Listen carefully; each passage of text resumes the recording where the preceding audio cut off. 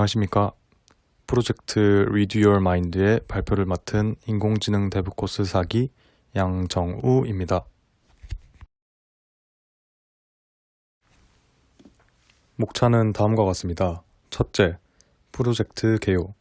둘째, 프로젝트 팀 역할 및 수행 절차. 셋째, 프로젝트 수행 결과. 넷째, 서비스 시연 영상. 그리고 마지막으로 자체 평가입니다. 프로젝트 개요입니다. 최근 기록형 SNS가 다시 유행하기 시작하면서 SNS에 일기를 작성하는 사람들이 늘어나고 있습니다. 일기에는 개인의 하루를 담고 있는 감정과 사건들이 녹아 있는데 저희 팀은 일기에서 감정과 키워드를 추출하여 의미 있는 결과를 도출해보고자 했습니다. 저희는 사람들이 일기를 쓰는 것을 넘어 자신의 상황과 감정을 직접 마주보고 해결할 수 있는 방법을 고민해 보았습니다. 그 방법으로 책을 떠올렸고 자신의 감정과 상황에 맞는 책을 추천하여 독서를 통해 현대인의 감정 해소에 기여할 수 있는 서비스를 개발하고자 하였습니다. 다음으로 서비스 구조입니다.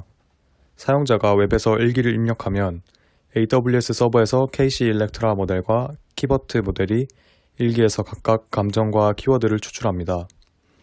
이후 서버의 각 모델에서 추출한 감정과 키워드를 기반으로 책 추천 리스트를 만들고 SQLite DB에 존재하는 책 정보를 웹을 통해 사용자에게 제공합니다. 프로젝트 팀 역할 및 수행 절차입니다.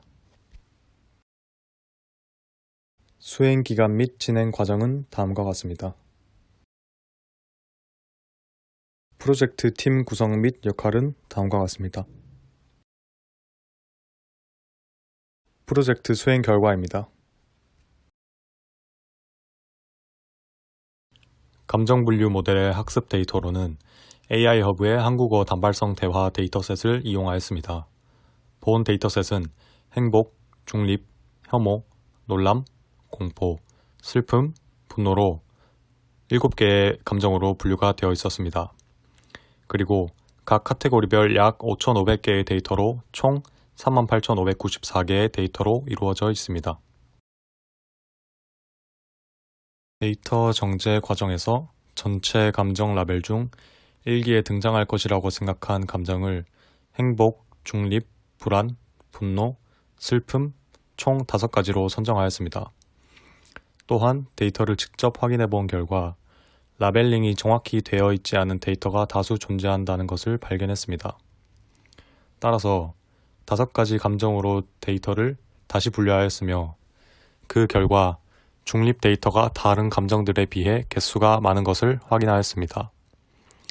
각 감정별 비율을 맞추기 위해 여러 기법을 사용하여 데이터를 증강한 결과 하나의 감정당 약 10,000개의 데이터를 확보할 수 있었습니다. 그래서 7대 1.5대 1.5의 비율로 트레인 데이터, 밸리데이션 데이터, 테스트 데이터로 나누어 학습을 진행하였습니다. 데이터 증강에 사용한 기법입니다. 우선 원본 데이터에서 랜덤 추출을 통해 데이터를 1차적으로 증강하였습니다. 랜덤 추출 후에도 데이터가 적은 라벨에 대해서는 RS 기법을 적용하여 추가로 증강하였습니다. 그 결과 모델의 성능이 향상된 것을 확인할 수 있었습니다. 감정 분류 모델 선정을 위하여 5가지 NLP 모델을 시험해 보았습니다. 위 해당 조건으로 실행한 결과 테스트 애큐러시가 87.2로 가장 높았던 KC 일렉트라를 최종 모델로 선정하였습니다.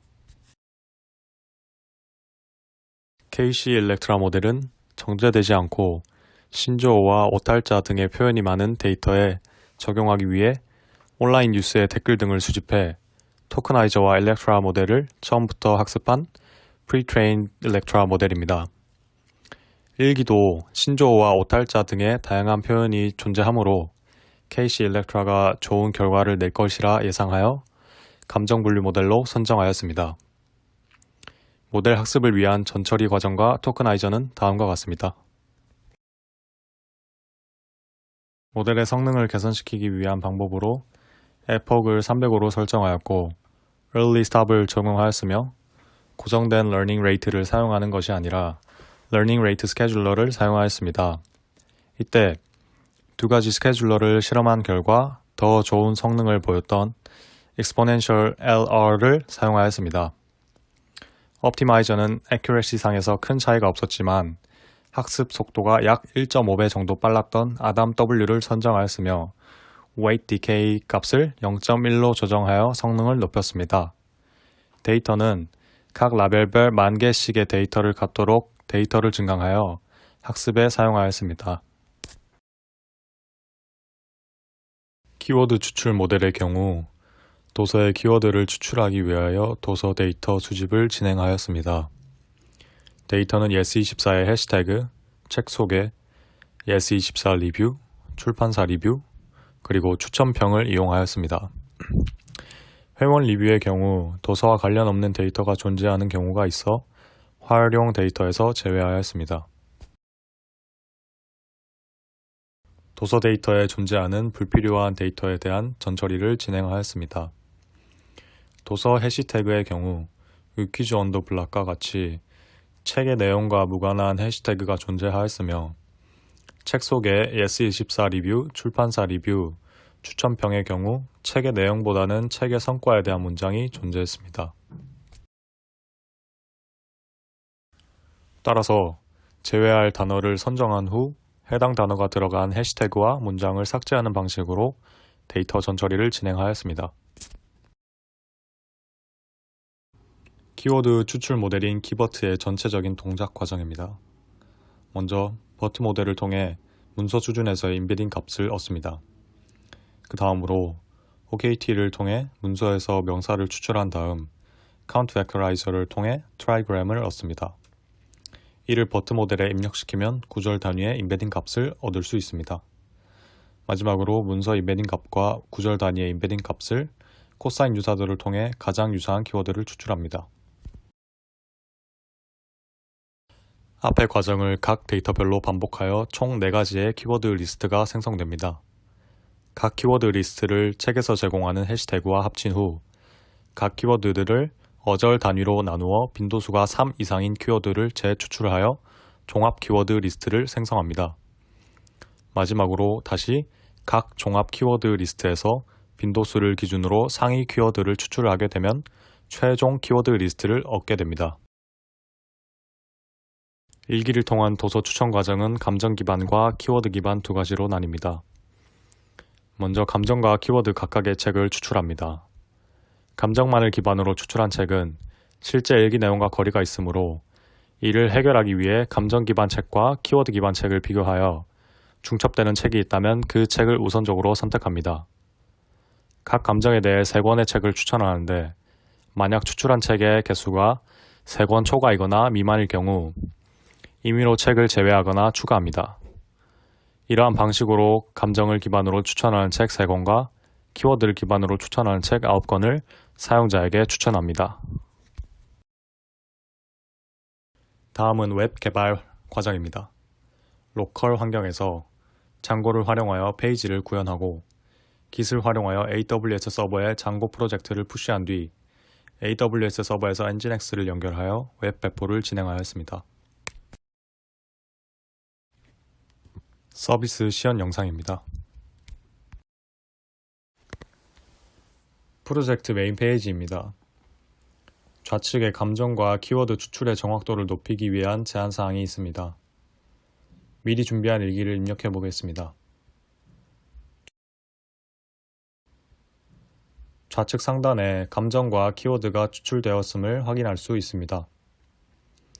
감정은 최소 1개에서 최대 3개까지 추출되며 키워드는 상위 3개의 키워드를 보여줍니다.